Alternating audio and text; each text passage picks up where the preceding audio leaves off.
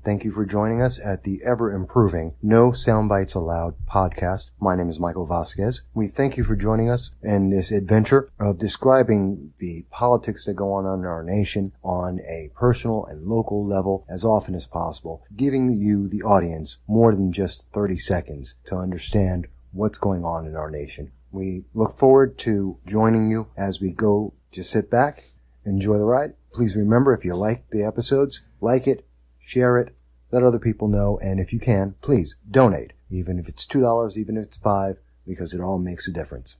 We thank you, and here we go.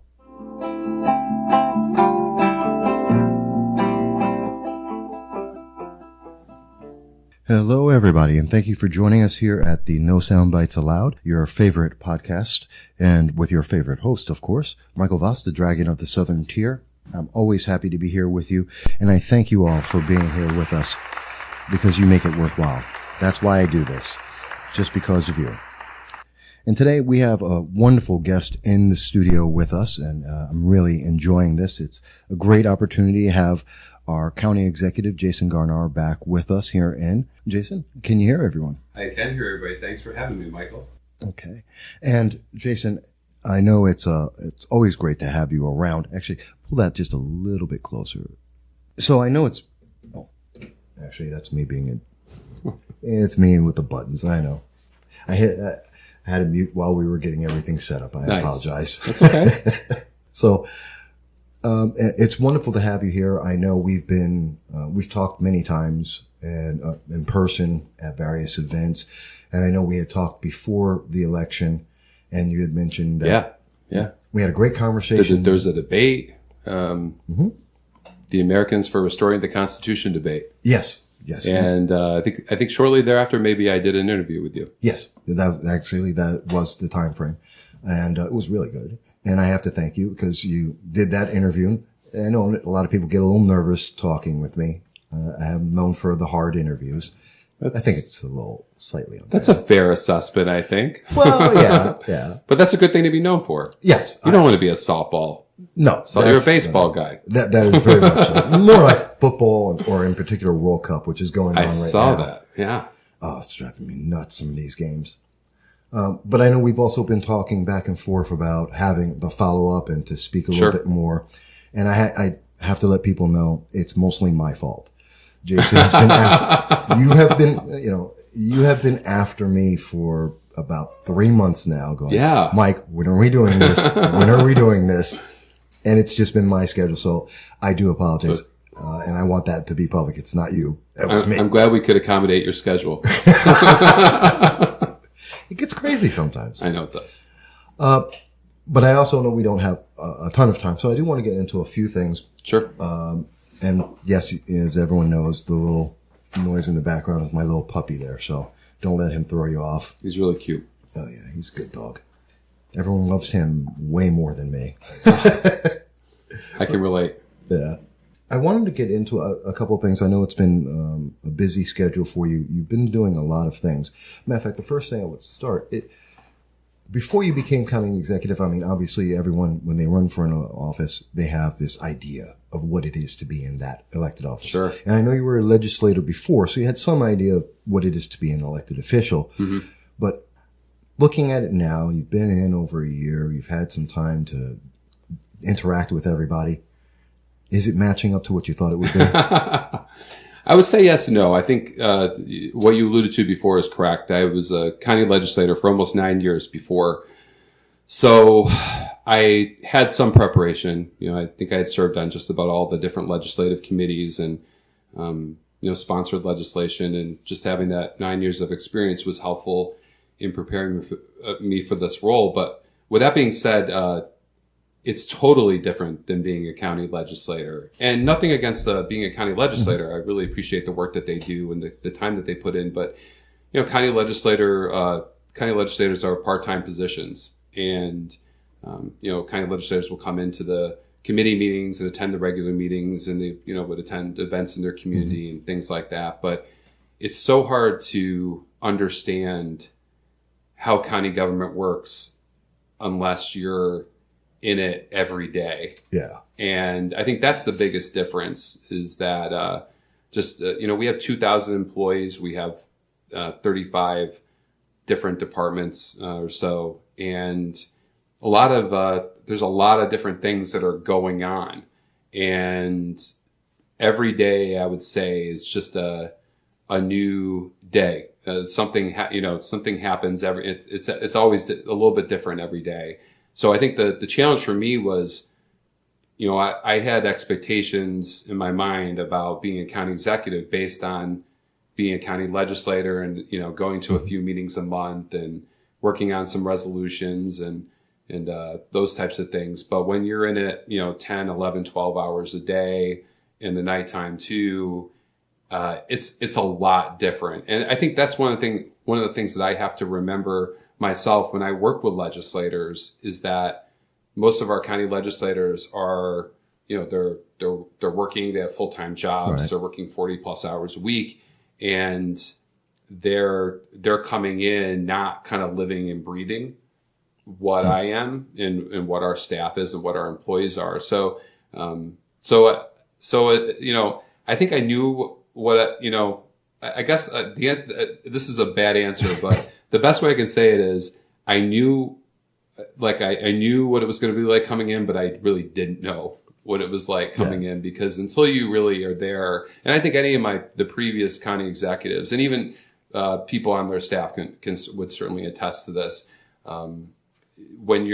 It's really hard to understand what it's going to be like until you just jump right in it that first day and you're in it 24 hours a day. Absolutely. And everyone always forgets about how difficult some of these things are. It's kind of like, and I find it interesting because the question is kind of like that. Where do you want to be in 5 years? How do you answer that? There's no real way of answering it because it's like, well, that's really tough. Yeah. So I do appreciate, and I expect it would be, it's tough until you've actually done it. It's kind of like when I tell people about running for an office, they go, oh, it should be so simple. And it's like, no, it's not. No, it's not. I've done it.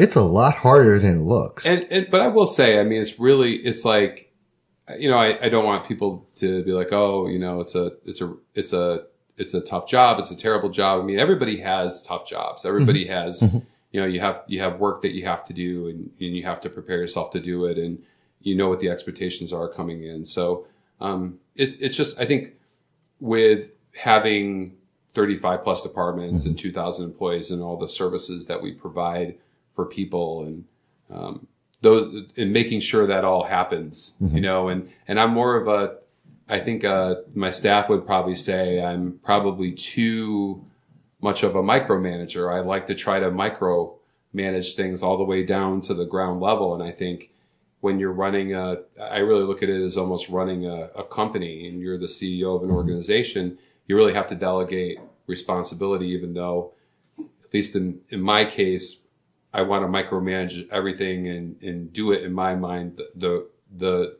right way all the way to the end. And I think part of what being a good CEO or a county executive or any type of elected official is to be able to get good people in office, choose good people that are going to work for you and really work to manage with them. But at the end, you have to let them do their job. Yeah. And I think that's been, that was certainly a challenge for me going in, because I had my own ideas about things and I wanted to kind of put my stamp on a lot of things that were going on. And I just had to get to know people and trust people as we got into that. Well, that first year for a lot of elected officials, especially in a new position, is always that little bit of a learning curve on top of anything else you may know. So absolutely, it's to be expected. And I thank you for the honesty, because not everyone is honest about that.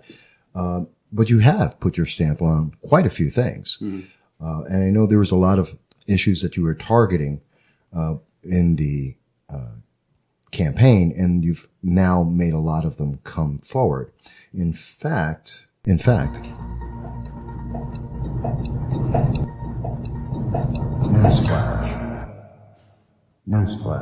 I just love that sound effect. That's a great sound effect. I like that one. But I put that out there because now we're going to talk about some of the things that you've done. One of the most recent things, in fact, happens to be with the EJ building out in Vestal. And I know that it's being torn down and they're rebuilding a new one.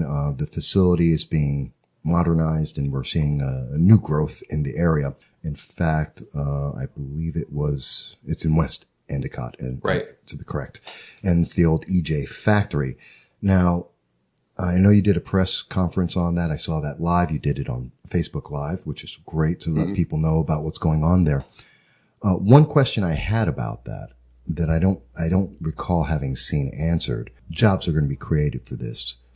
I don't think jobs are going to be created out of this. Okay. Maybe a few would be. So this is, this building, I'll just go through the history of this. This is a building that has been a challenge for the county, but also a challenge for the town for many years. I was talking to one of the town council people, and they said for at least 20 years that they can remember, it's been a challenge. It's a huge blight on the community. It's a real drag to the neighborhood. The county took this over for back taxes a few years ago, and we finally just, about a month ago, took possession after a very lengthy court battle, took possession. January 2018. Yeah, full control of the building. And my goal has been to demolish that building. I didn't see any way that there was going to be any type of renovation done to that building.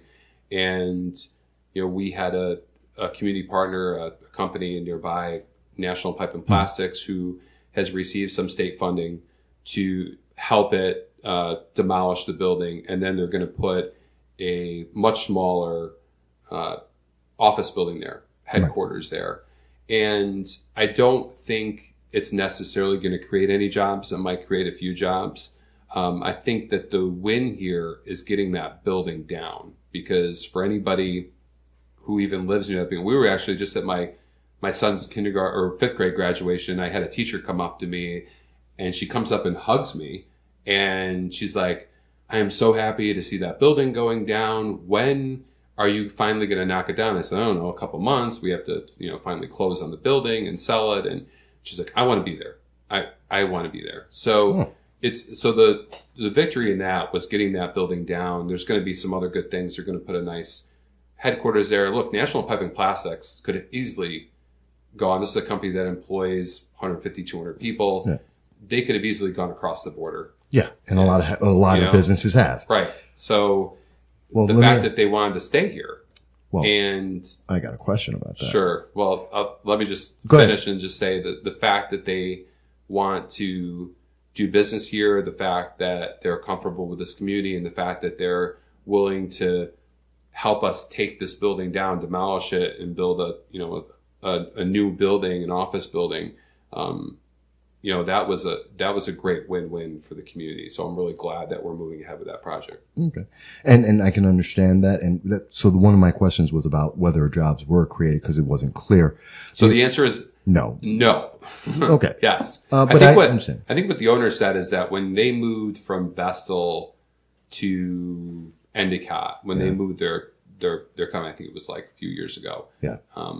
They had brought over 150, 200 jobs, right. But that wasn't, believe me, we would have had a much bigger celebration if they were going to create 200 jobs on top of what they were bringing in. That would have been great. But it'd be nice, but you never know until you ask. Exactly. But I should also ask, was there a tax break that was given for this? Okay. No. And that also wasn't clear, so that's also very important. So there's some money, there's some state funding that's been allocated in the URI, and they're gonna get be the recipient of that, and then along with their own money, they're gonna demolish the building and then build their. So we get tax rolls. So they're on the tax rolls. Yeah, so that's a win. Yeah, that's a win. This building for the last almost 3 years has been off the tax rolls. Right. So like a lot of buildings, we had owned it, we had taken it for back taxes. So we'll finally be putting it back on the tax rolls, but it'll be we'll probably be bringing in more revenue because it's going to be a new building.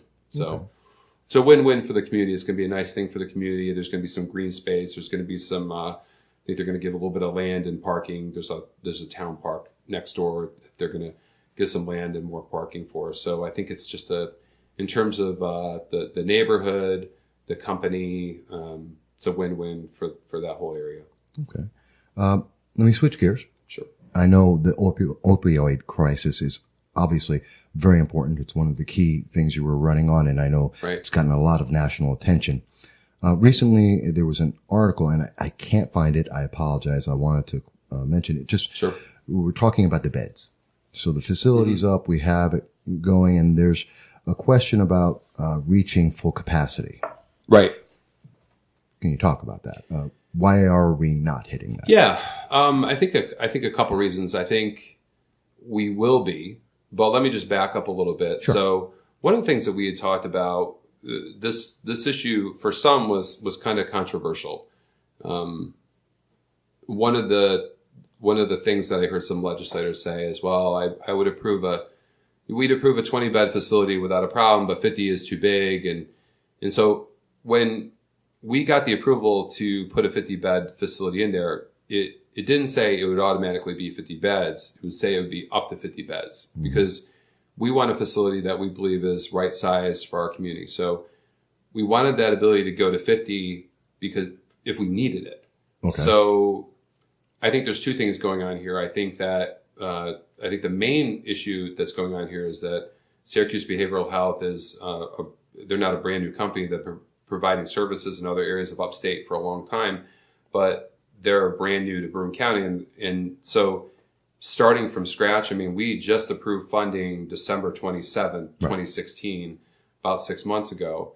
And for the funding to get approved to then them having to finish the rest of the space, buy all the equipment, and then hire people and train people in an area where you got a severe shortage of doctors and nurses and CNAs.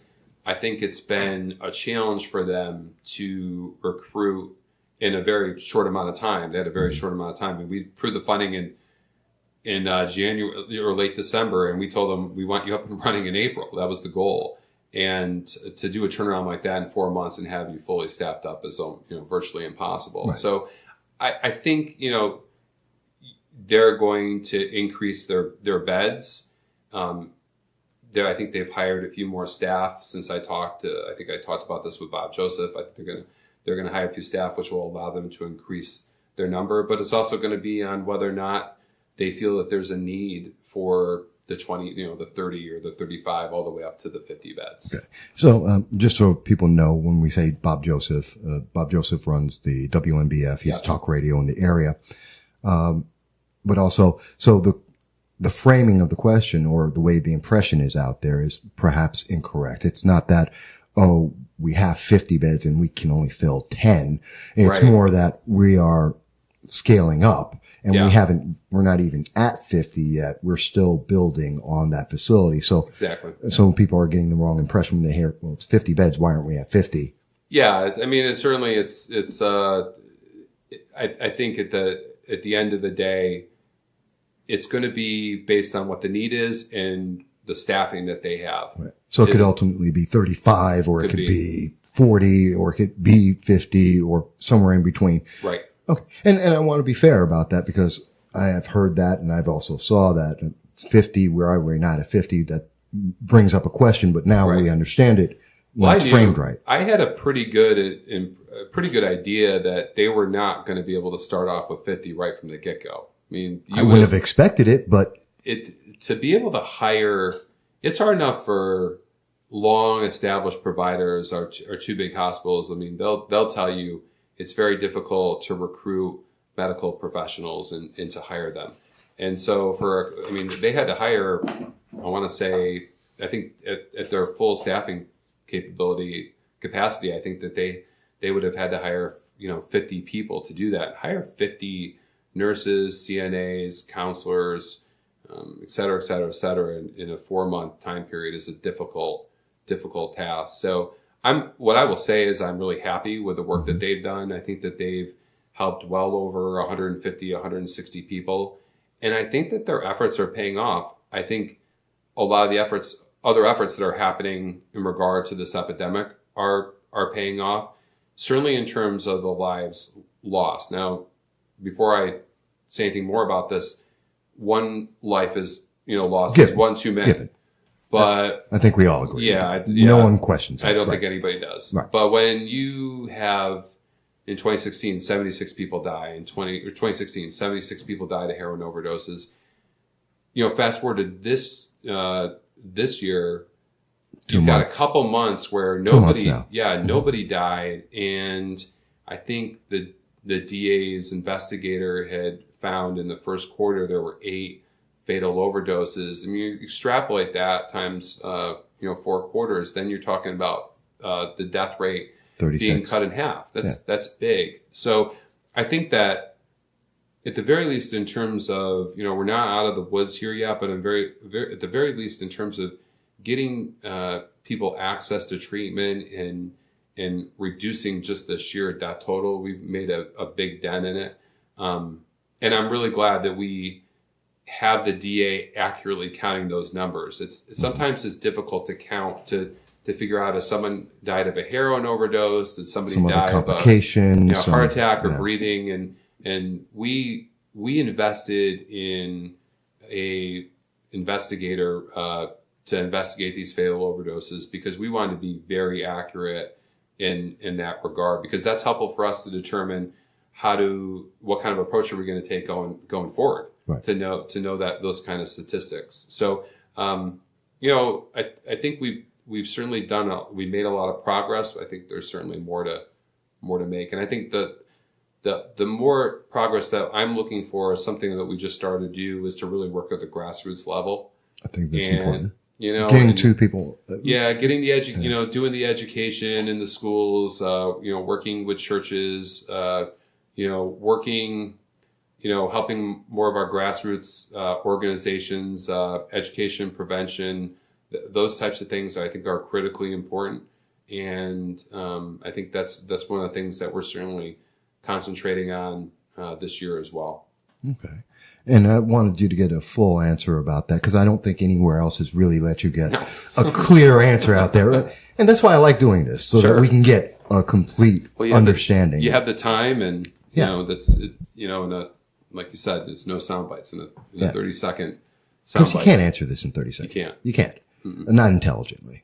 I know we don't have a lot of time. We'll try and get one more question in, because I know when we set it up, I know your schedule's a little tight today. Yeah. And I wish we were having the conversation about that we were having before we got on live.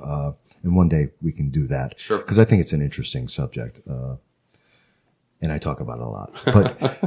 But I did want to ask you about SUNY Broome and SUNY Binghamton as an extension. I know that SUNY Broome Republicans, which I am associated with, I work with them a little bit as well. But I know that they're looking forward to having you speak at SUNY Broome. Yeah. And one of the big questions, they're at their summer session, but some of them will be listening to this, or maybe they'll find it after they come back.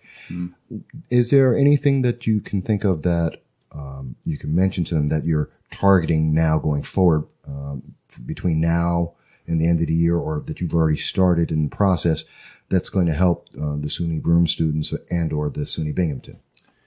Well, I think, let's just focus on Broome. So we are the primary sponsor of Broome Community College. Broome County is. So we put about $8.5 million into Broome Community College every year from a county standpoint.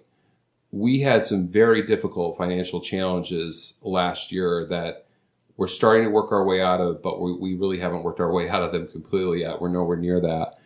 One of the things I was really proud of, despite those financial challenges, we were still able to increase our commitment, our funding commitment.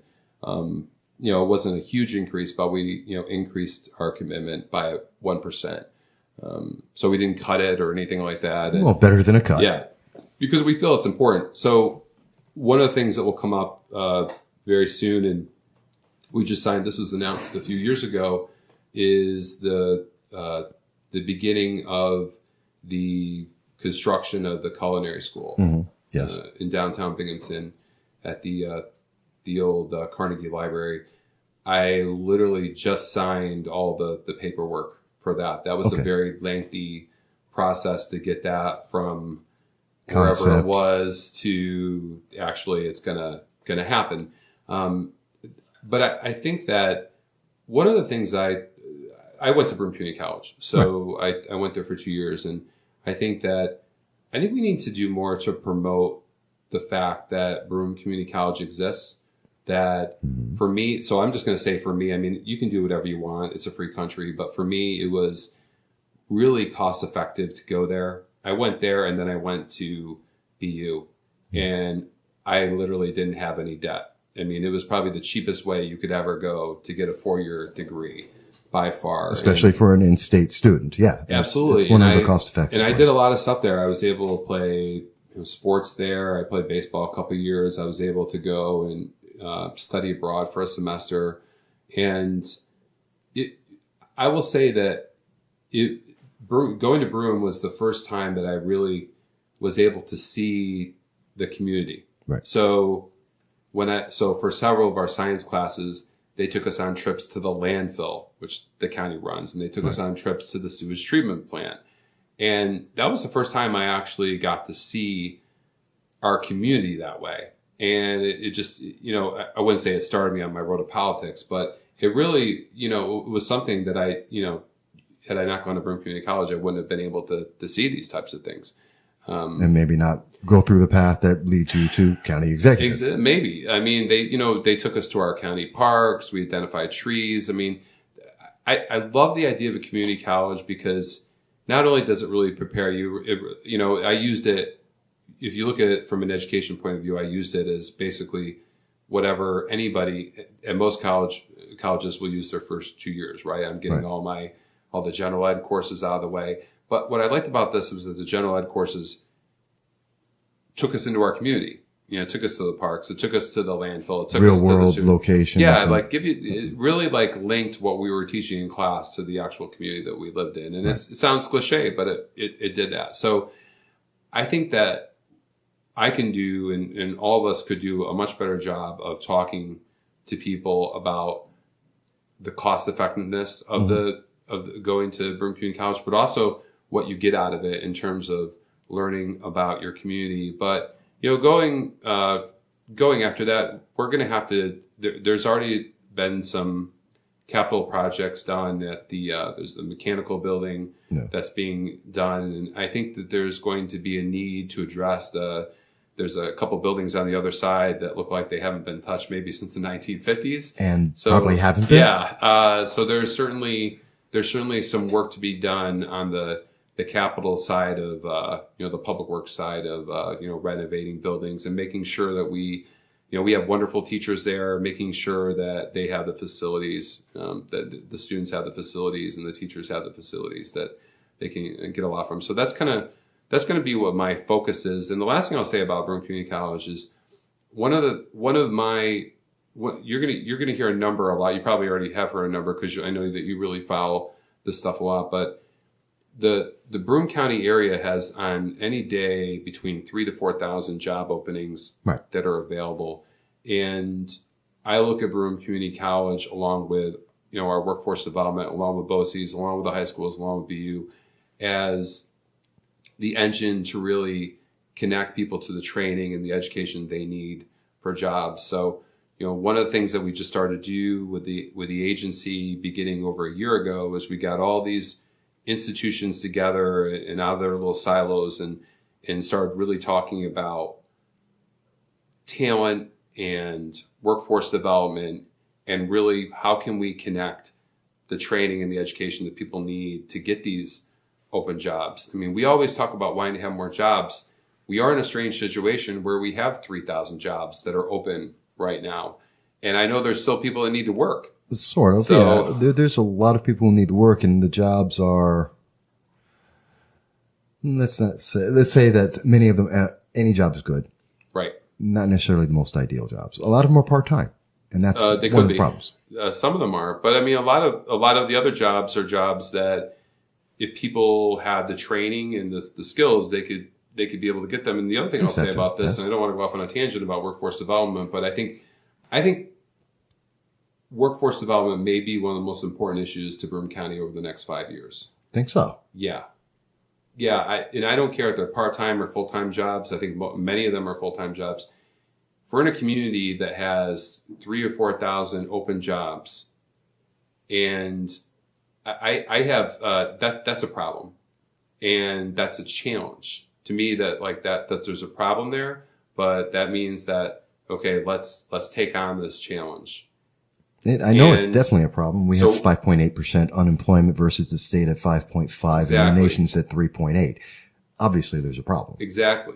So what I think is, I actually think it's more cost effective when it's all said and done to be able to train somebody for a job rather than bring in a new job here. And hopefully, we'll just hope that somebody will be able to get it. So I'll give you an example. One of the newer things that we've been doing with our workforce development, the county has an Office of Employment and Training where we work to link people to jobs. One of the new things that we're doing are these kind of like mini training camps. Mm-hmm. So we just did one for warehouse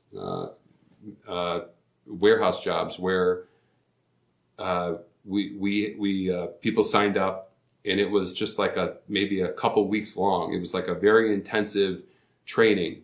And if people completed the training, at the end, they got a guaranteed job. We had worked out relationships with employers that once they got to the end of that, they could kind of like out. An internship then.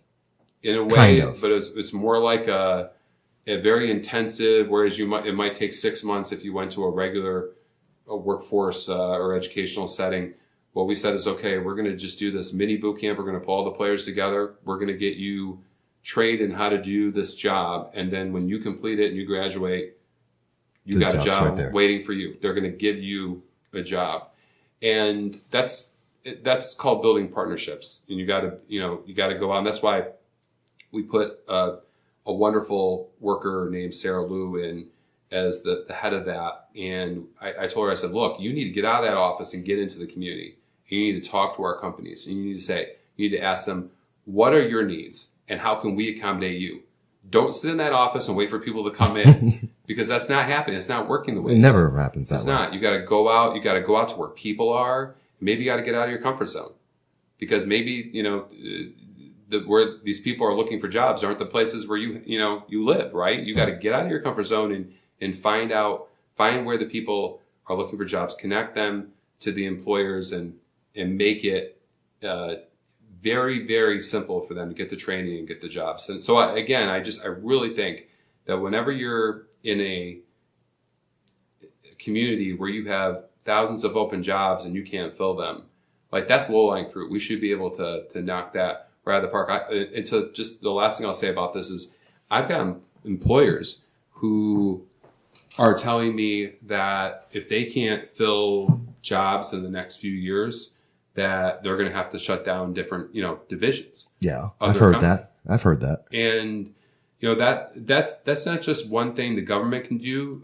There's a lot of ways to attack this issue. And just one thing I'll say is, and I think schools are actually looking at this differently now. I think they're doing this much different than they did it a few years ago. Is I think the emphasis on, well, if you didn't go to college, then you're a failure.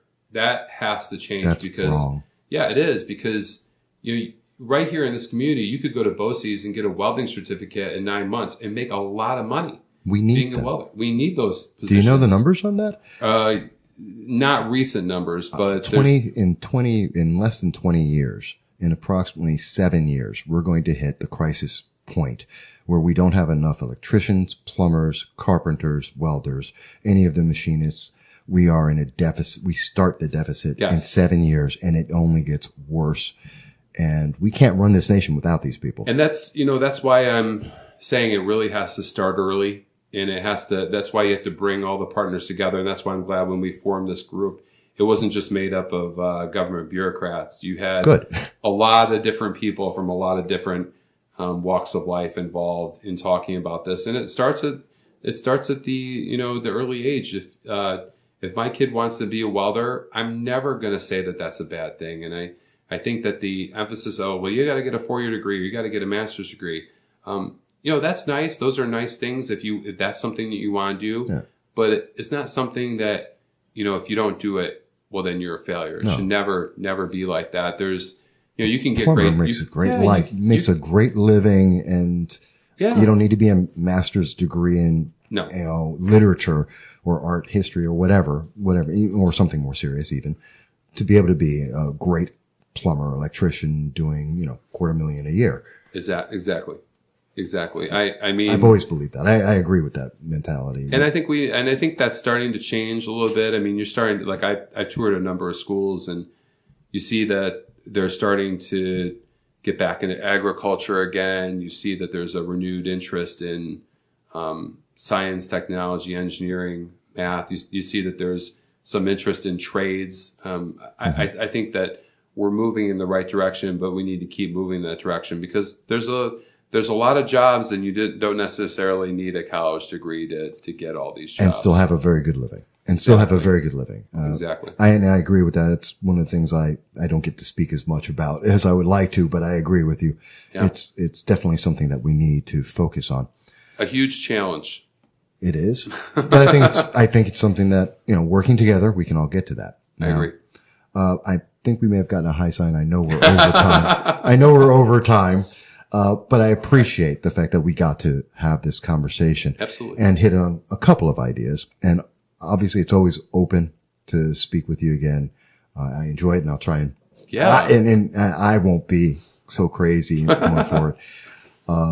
But I think it's important for people to have that opportunity to hear a full idea of what's going on. I agree with you. And I probably spent more time with you than anybody else I spent talking about issues, right, about this in this regard, in this forum. But in reality, we probably only touched on about 2 to 3% of what we do. It's just amazing. I probably have about 24 more questions that I could go through. And you will ask them, I'm sure.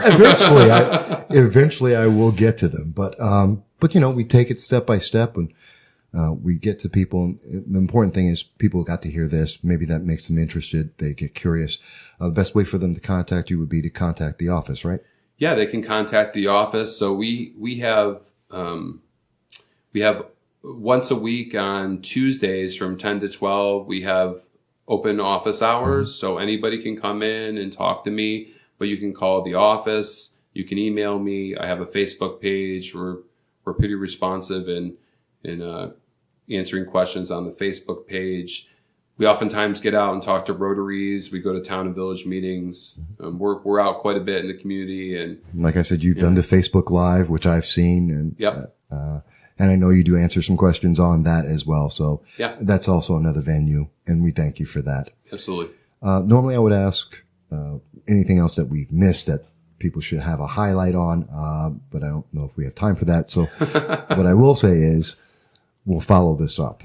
Absolutely. Maybe at the end of the summer, because I know it's crazy election year. So, but maybe at the end of the summer, September-ish, we'll get back together and see what else is going on. Absolutely. All right. So I thank you again. And again, everyone, this has been County Executive Jason Garnar speaking on the No Soundbites Allowed podcast. It's an exclusive. We enjoy it. We're looking forward to doing it again. But until then, folks, I want you to be well, and we'll talk to you very soon.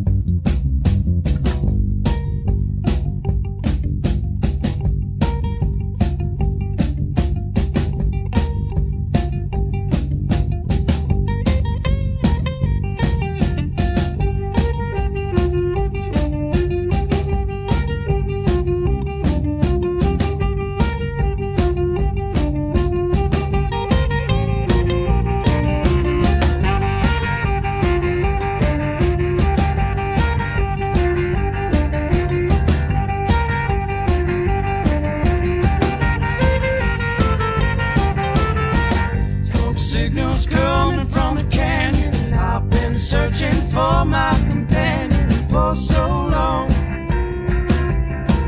Look out, here comes the dawn.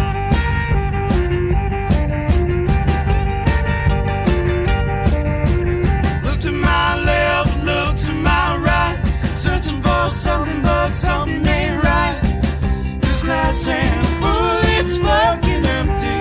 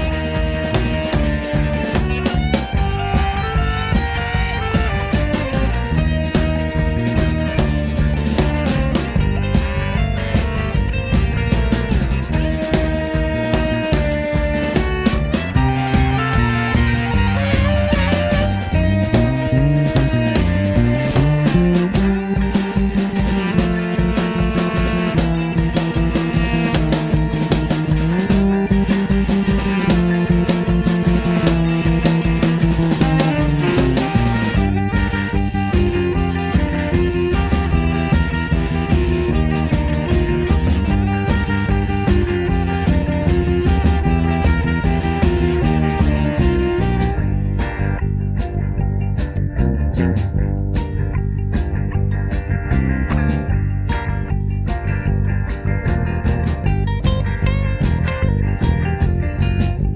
play cowboys and Indians.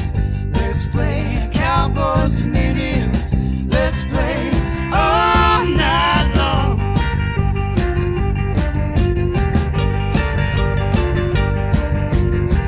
Smoke signals coming from the canyon. I've been searching for my companion for so